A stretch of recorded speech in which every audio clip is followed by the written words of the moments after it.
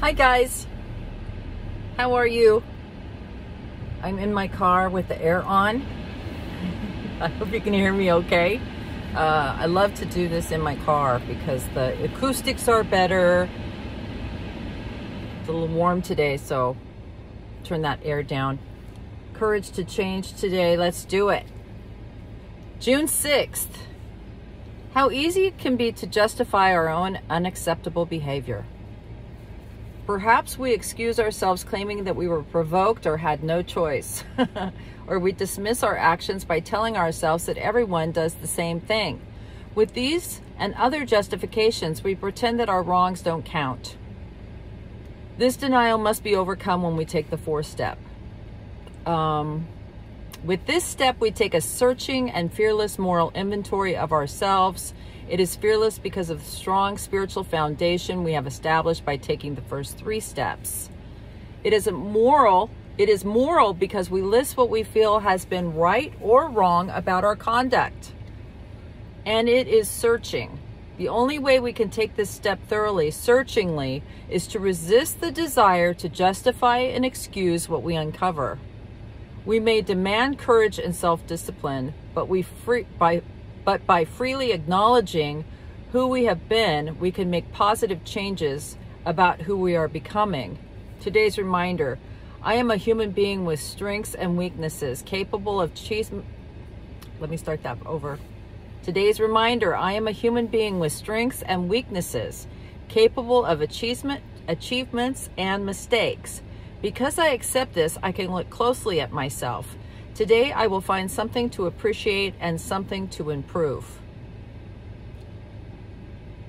So, this is about overcoming denial and really looking at our part in things. And that is the fourth step. That is what the fourth step is, to take a fearless and moral inventory of ourselves. It is really easy to... Let me think. I want to think about how I want to say this. It is really easy when you're living in the world of alcoholism to become the victim. And you can really rationalize and justify anything because it's such a crazy world to live in. But you're going to make mistakes, right? You're human. You're going to make mistakes. And so I think that's really the key, is it can go too far the other way, right? Like when I talk to people, I talked to somebody the other day. I mean, I really like this woman, and I've talked to her, the last few years, kind of a consulting thing.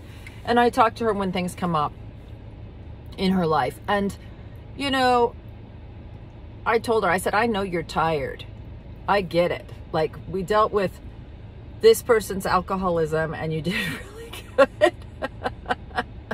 And now this one pops up. And you did really good. Like, you had to do the footwork. You had to dig deep into your own program again. And now we've got someone else that's popped up. And I said, I know you're tired, and she started to cry. And I said, I know you're tired and you've done a hell of a job. But there's more work to be done. You're going to have to put on your big boy pants. And here we go. Right? Let's dig deep. Let's look at this. Let's look at your part and see what you can do to change things for you.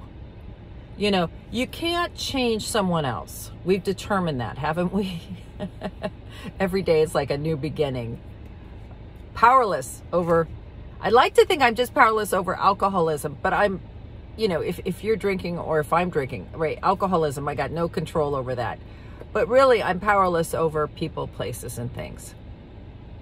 I really am. I'm powerless over it. And, I'm not going to handle things great all the time. I mean, yeah, it seems like, why me? Why me? Right? Why is this happening to me? Why do I have to learn the lessons? Why do I have to dig deep?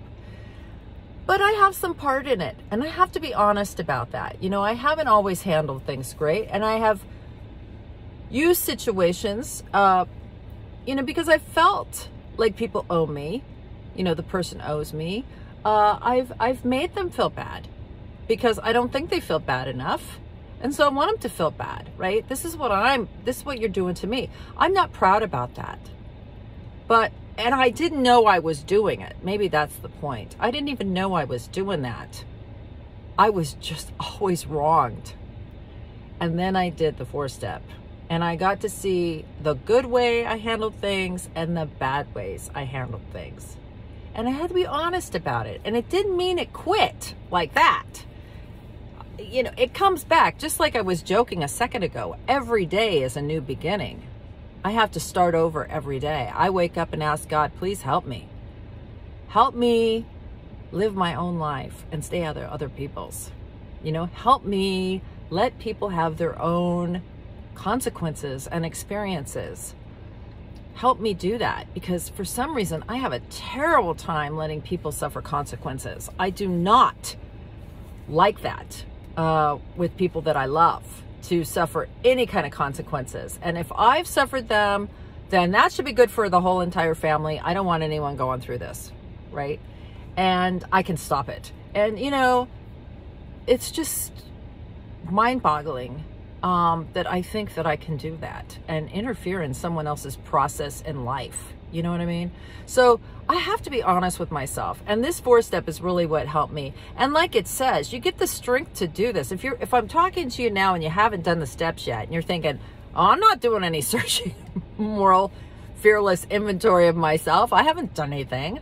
I'm not the drinker. Well, the reason you might feel that way is you haven't done the 1st, 2nd, and 3rd step, right? So these steps are in order for a reason, right? And when you're done with this step, it's not the last step. You don't get to take an honest look at yourself and then be set. That's where you sit for the rest of your life. You get to go to 5, 6, 7, 8, 9, right? You get freedom out of it. But for anything to get well, you know, it's kind of like I tell people, it's like when you get hurt and you bandage it, you know, you put a Band-Aid on there. If you don't let air get to it, it's not going to get better. It's going to take longer. So you want to cover it, clean it, right? Get it all cleaned out, put some Neosporin on there, cover it up, and then take the Band-Aid off.